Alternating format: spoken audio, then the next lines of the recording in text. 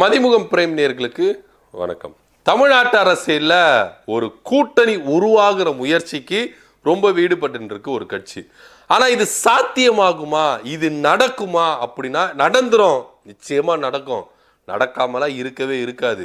அதுக்கு தானே இறங்கி நாங்கள் வேலை செய்கிறோம்.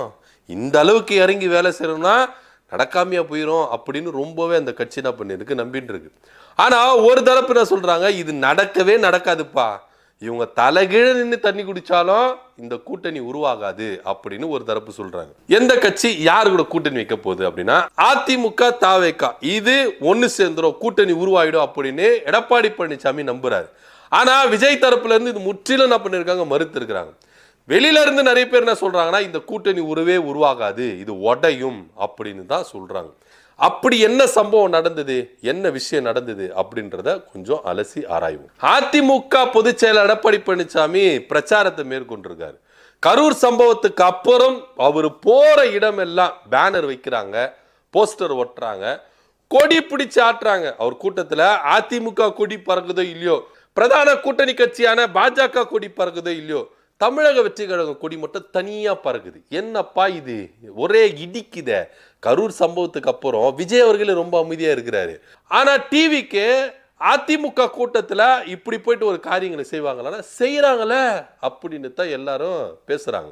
கரூர் சம்பவத்துக்கு அப்புறம் விஜய்க்கு பல பேர் அணை கட்டினாங்க, அரணா இருந்தாங்க, அவரை பாதுகாத்தாங்க, அவருக்கு சப்போர்ட் பண்ணாங்க. அதுல முக்கியமானவர் எடப்பாடி பழனிசாமி. விஜய் மேல தப்பு இல்ல, தமிழக அரசு மேலதான் தப்பு, காவல்துறை மேலதான் தப்பு அப்படின்னு தொடர்ந்து விஜய்க்கு என்ன பண்ணாரு, ஆதரவாகவே இருந்தார். ஸோ இந்த விஷயங்கள் தமிழக வெற்றி கழகத்திற்கு ரொம்ப பிடிச்சு போச்சு. ஆரம்பத்தில் இதை ரொம்ப பேர் என்ன பண்ணாங்க, வரவேற்று பேசுனாங்க. பரவாயில்ல, விஜய்க்கு சப்போர்ட்டா எடப்பாடியார் பேசுறாரு அப்படின்னு நிறைய பேர் பேசுனாங்க. ஆனா இது காலப்போக்கில் எப்படி போகுது அப்படின்னா, கூட்டணிக்காக விஜய் அவர்களை பாதுகாக்கிறாரு எடப்பாடி பழனிசாமி அப்படின்ற ஒரு கண்ணோட்டத்தில் தான் போச்சு. உண்மையிலேயே அதை வச்சுதான் இங்க ஒவ்வொரு கூட்டத்திலையும் போஸ்டர் ஒட்டுறது, எடப்பாடி பழனிசாமிக்கு ஆதரவா போஸ்டர் ஒட்டுறது, பேனர் வைக்கிறது, கொடியை பிடிக்கிறது, எடப்பாடி பழனிசாமிக்கு ஆதரவா கருத்துக்களை பேசுறது, சோசியல் மீடியால டிவிகே உறுப்பினர்களே எடப்பாடி பழனிசாமிக்கு ஆதரவா பேசுறது, இந்த மாதிரி ஒவ்வொரு விஷயங்களும் போயிருந்தது. இது நாளப்போக்கில் எப்படி போச்சுன்னா ரொம்ப அதிகரிக்க ஆரம்பிச்சது. எல்லாருக்கும் சந்தேகம் வர ஆரம்பிச்சது. என்ன இது, ஆரம்பத்தில் விஜய் அவர்களுக்கு ஆதரவா பேசினாரு, வரவேற்கத்தக்கது, ஏன்னா விஜய்க்கு ஆதரவா இருக்கிறாரு அப்படின்னு. ஆனா இது ரொம்ப அதிகரிக்குது. இது பாஜகவே விரும்பல. ஏன்னா இந்த யுக்தி பாஜக கூட தோணல. ஆரம்பத்துல அண்ணாமலை அவர்களும் விஜய் அவர்களுக்கு ஆதரவா பேசினார். உயர் நீதிமன்றத்தை உத்தரவுக்கு அப்புறம் அண்ணாமலையே கொஞ்சம் வாய் மூடிட்டு இருந்தாரு. ஆனா எடப்பாடி பழனிசாமி இறங்கி ஆடினாரு. சந்தேகமா இருக்குது, ஏதோ ஒரு விஷயம் இருக்குது அப்படின்னு. கடைசி குமாரபாளையத்துல கூட்டத்தை போட்டாரு அதிமுக பொதுச் செயலர் எடப்பாடி பழனிசாமி. அங்க தமிழக வெற்றி கழகம் கொடி மட்டும் நல்லா பரபரப்பா இருந்தது. உடனே ஆரவாரம் ஆகி உடனே எடப்பாடி பழனிசாமி என்ன சொன்னார், நான் பாத்தீங்களா பிள்ளையார் சுழி போட்டுட்டாங்க, கொடி பறக்குது, அதிமுக தலைமையில கூட்டணி கன்ஃபார்ம் அப்படின்னு சொல்லிட்டாரு. இப்போ இங்கதான் கொஞ்சம் எடப்பாடி பழனிசாமி மாட்டிக்கிட்டாரோ அப்படின்னு எல்லாருக்கும் டவுட் இல்லை, முடிவு பண்ணிட்டாங்க மாட்டிக்கிட்டாருப்பா அப்படின்னு. என்னன்னா கொடியை பிடிச்சி ஆட்டினாரு அவரு, டிஷர்ட்டை கைட்டி இருக்கலாம், டிஷர்ட்டு ஏடிஎம்கே டிஷர்ட்டு பிடிச்ச கையில் பிடிச்சதோ டிவிக்கு கொடி மாட்டிக்கினாப்புல. இப்பா இவங்க தான் பால் செட் பண்ணுறாங்க, போகிற இடத்துல ஆளை பொடியா அப்படின்ற மாதிரி இவங்களே என்ன பண்ணியிருக்கிறாங்க, பேனர் ஓட்டுறதும் போஸ்டர் அடிக்கிறதும். அதாவது விஜய் தரப்புலேருந்து எடப்பாடிக்கு ஆதரவாக வரவேற்று பேனரு போஸ்டரு கொடியெல்லாம் பிடிக்கிறது எல்லாமே இவங்க தான் அப்படின்னு தெல்ல தெளிவாக தெரிஞ்சிருச்சு. அது மாத்திரம் இல்லாமல் எடப்பாடி பழனிசாமி அந்த கூட்டத்தில் அதிமுக தலைமையில் கூட்டணி உருவாகணும் அப்படின்னா தேசிய ஜனநாயக கூட்டணி சொல்லணும்.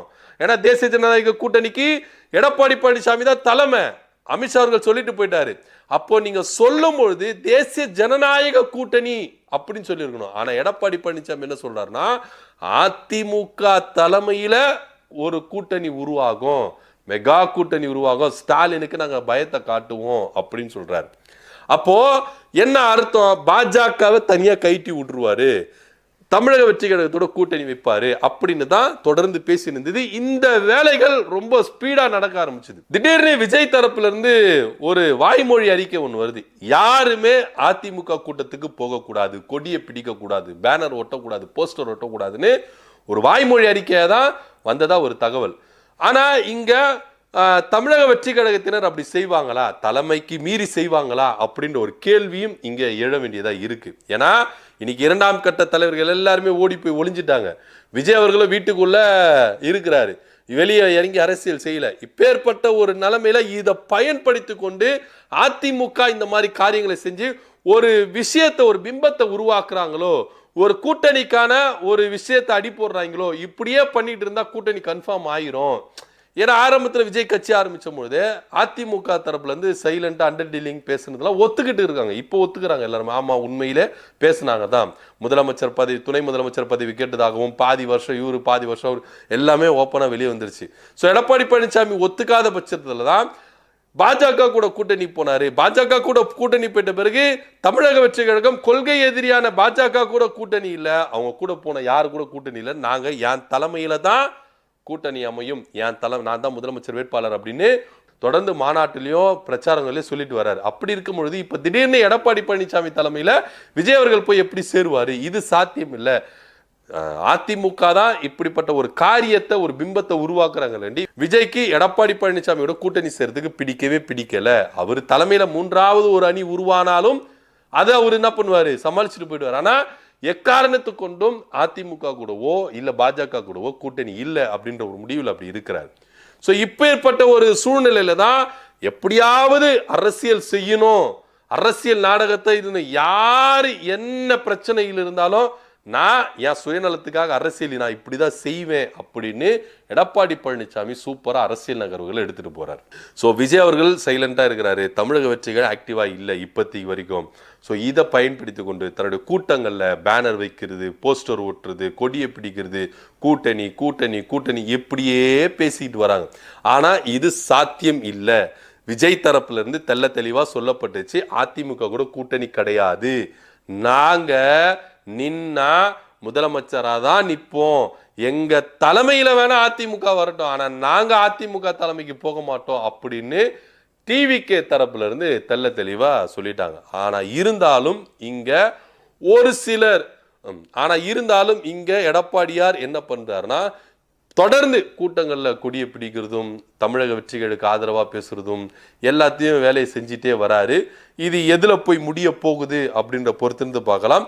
விஜய் தரப்புல இருந்து தெள்ள தெளிவா சொல்லிட்டாங்க, அதிமுக தலைமையில நாங்க கூட்டணி வைக்க மாட்டோம், அதிமுக கூட்டணி வைக்க மாட்டோம். ஆனா தொடர்ந்து எடப்பாடியார் விஜயும் நானும் கூட்டணி வைப்போம், அதிமுக தலைமையில ஒரு கூட்டணி உருவாகும், தமிழக வெற்றி கழகம் உள்ள வரும் அப்படின்னு அவர் ரொம்ப நம்பிக்கையில இருக்கிறாரு. இதை பத்தியோட கருத்து என்ன அப்படின்றத கீழே கமெண்ட் பண்ணுங்க. நன்றி, வணக்கம்.